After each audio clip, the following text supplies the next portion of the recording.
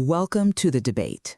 Right now, a single miscalculation in the Strait of Hormuz could spike global energy prices overnight. Yeah, literally overnight. Exactly.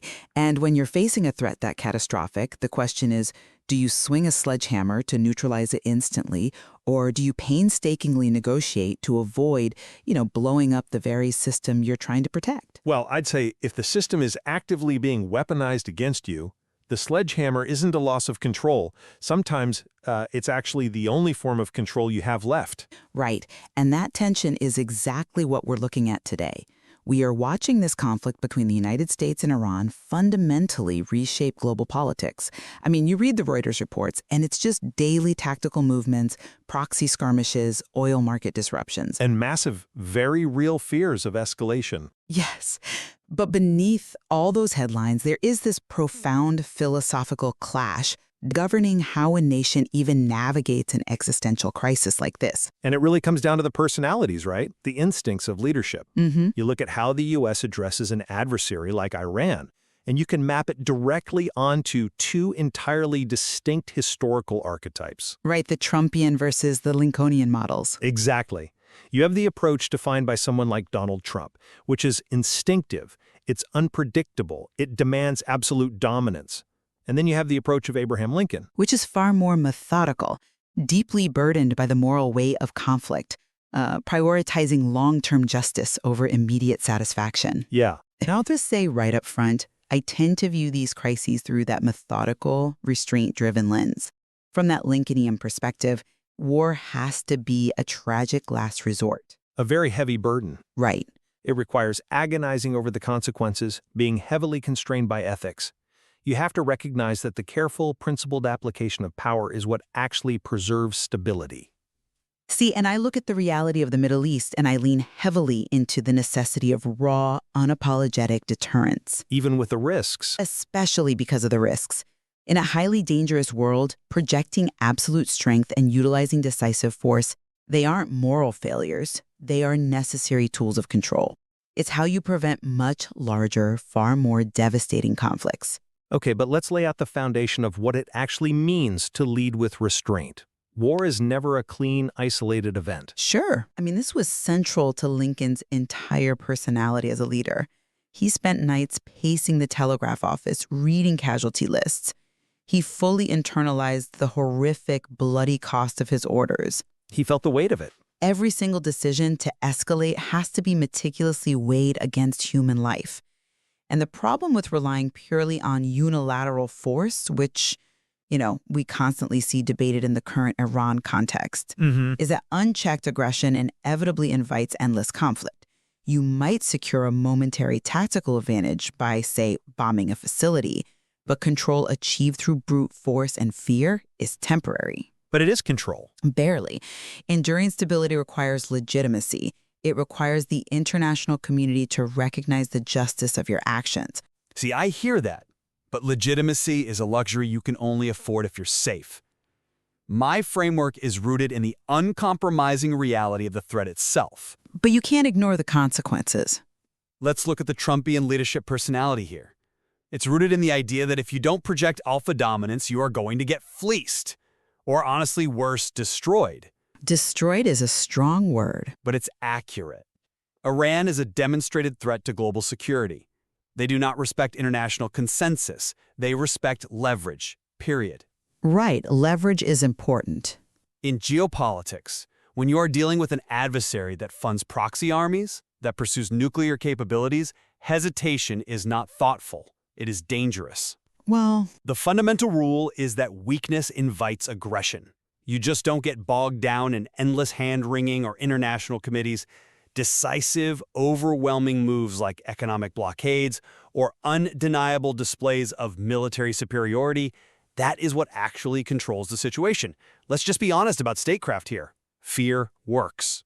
I hear you say fear works, but let's look at how that actually plays out tactically, specifically regarding preemptive action.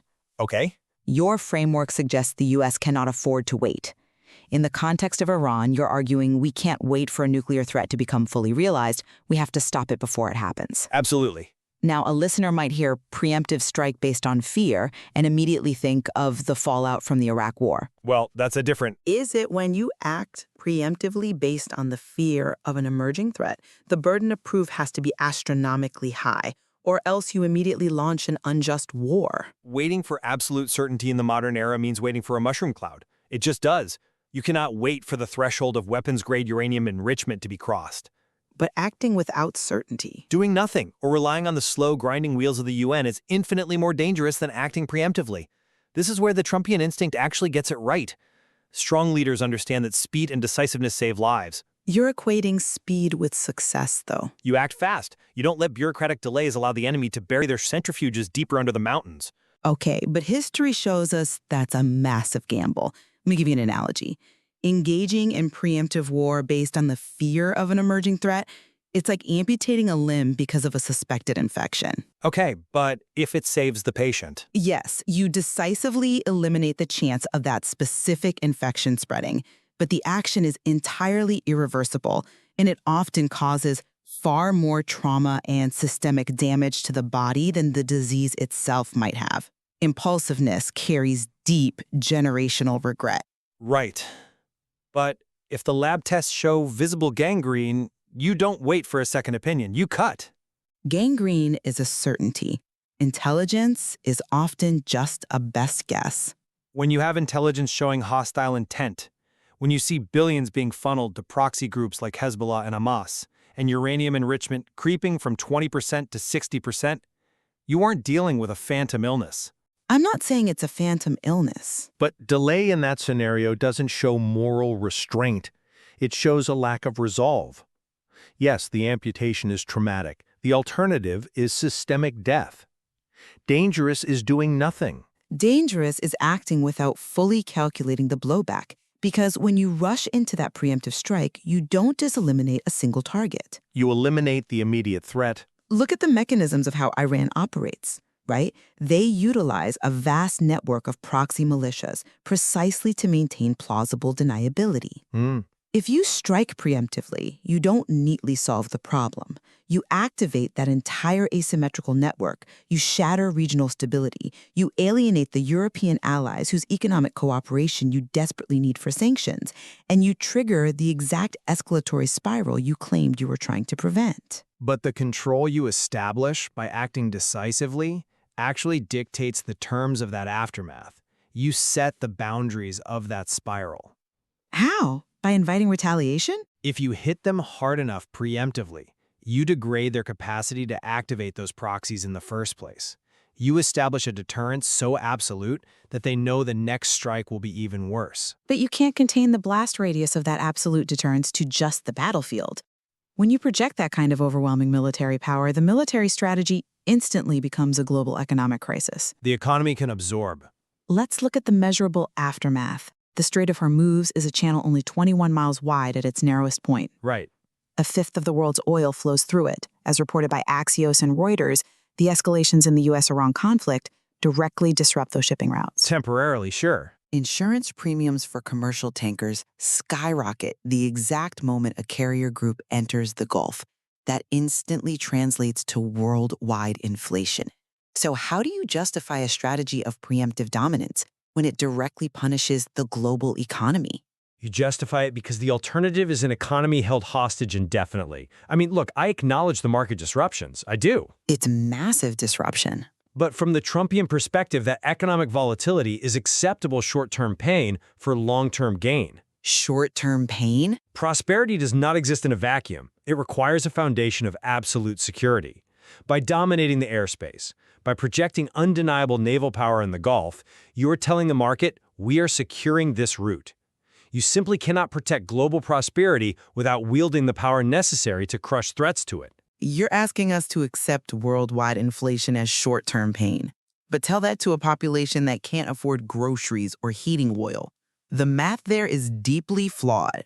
Well, If your pursuit of power destabilizes the global economy and inflates the cost of living worldwide, aren't you harming the very citizens you are sworn to protect?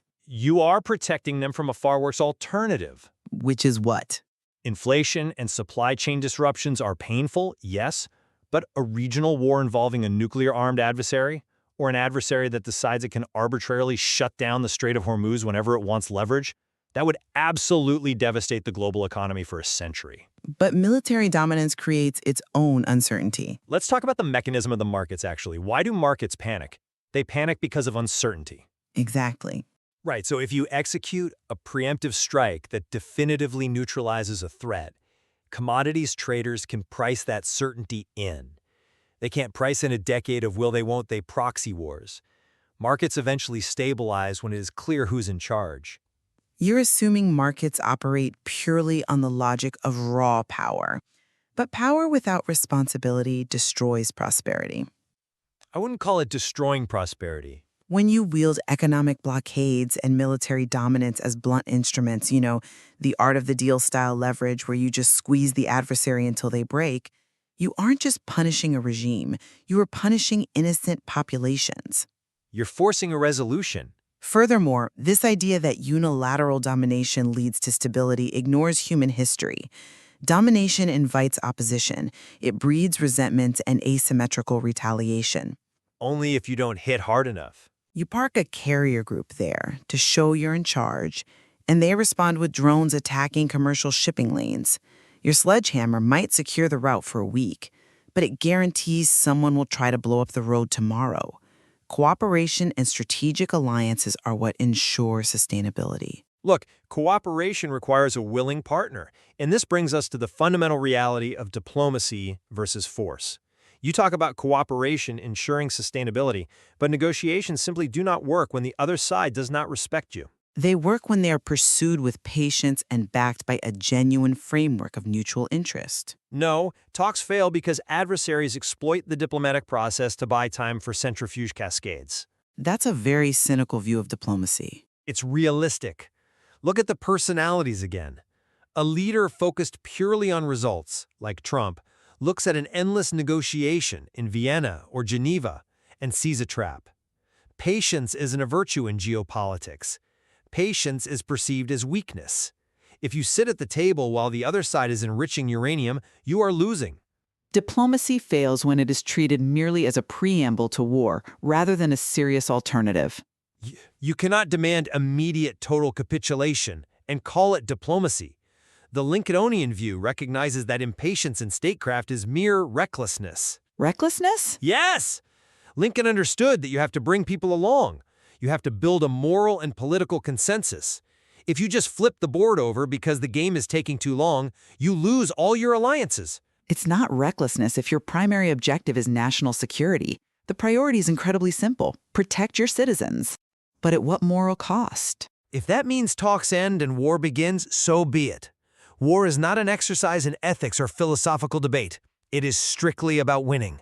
You don't negotiate with someone whose stated goal is to destroy you. But Principles don't stop missiles. Interceptors stop missiles, preemptive strikes stop missiles. The goal is to completely eliminate the threat, and peace only comes after victory is achieved. But protection must not come at the cost of abandoning our principles, because those principles govern whether we are a nation worth defending in the first place. Principles are fine, but survival comes first. You say principles don't stop missiles, and tactically, of course, they don't.